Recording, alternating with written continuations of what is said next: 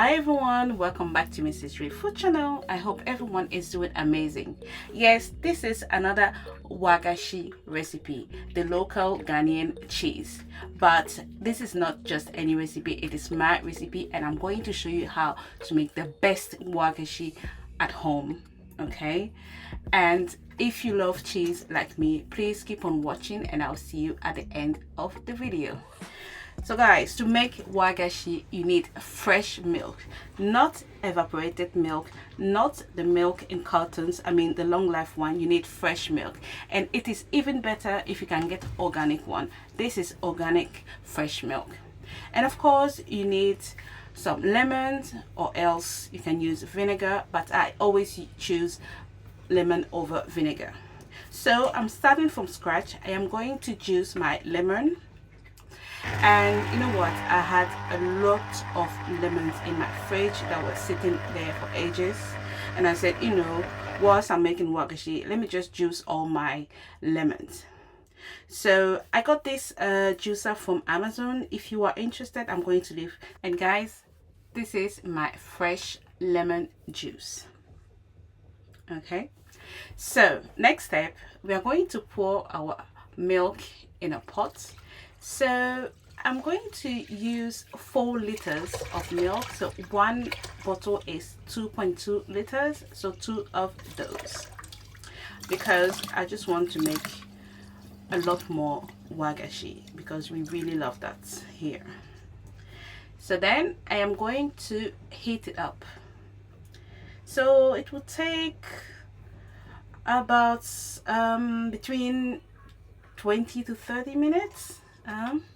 And the yellow thing you see on there, it comes from the milk, because this milk is homogenized. It's really fresh milk, right? So sometimes I would give it a stir, okay, just make sure it doesn't burn underneath.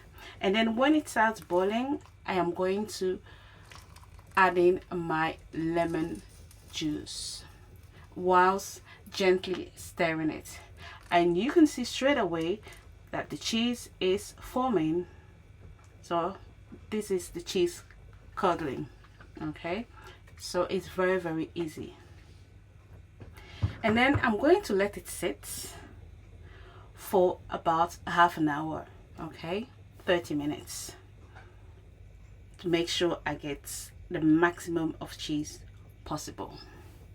And this is just a close-up for you guys. I am back after half an hour, and this is my cheese. Look at this, big chunks of homemade cheese.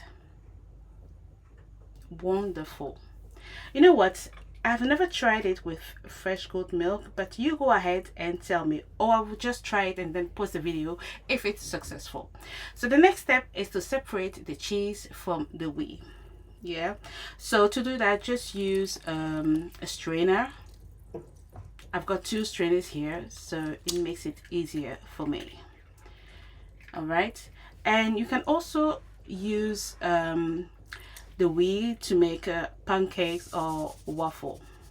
And I add my salt at this stage whilst it is still nice and soft.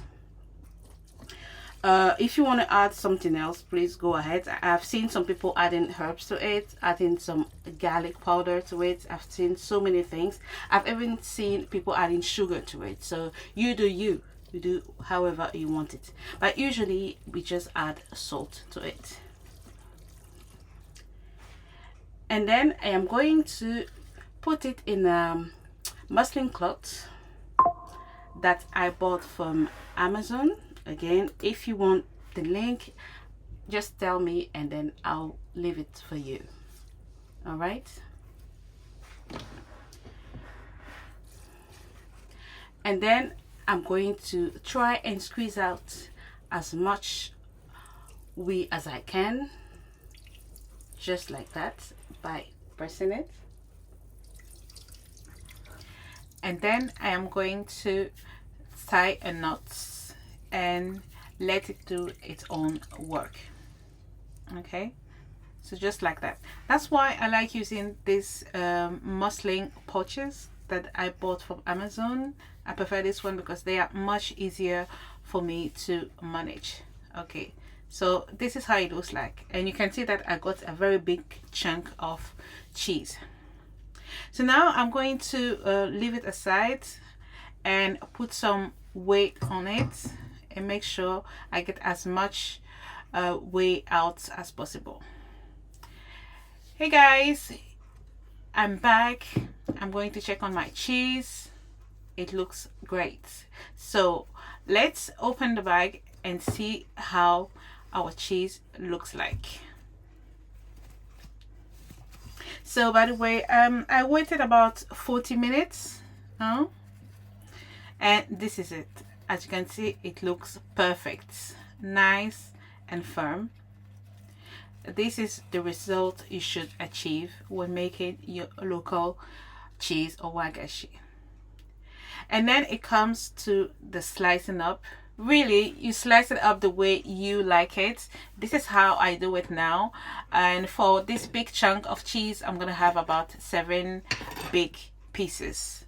I think the bigger the better, but you do you. In Ghana, I saw people slicing out round, rectangle, triangle. I see all the shapes, so you do it as you please, but I think the bigger chunks looks the most attractive.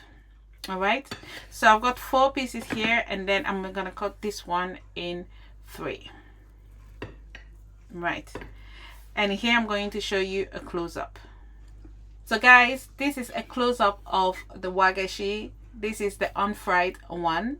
You can even eat it like that if you want it, nice and big. So I have also heated my oil, and now I am going to deep fry it. So for wagashi, yes, you have to deep fry it. So yeah, a lot of oil, but this is how it is done. Okay. I am also using sunflower oil to deep fry it.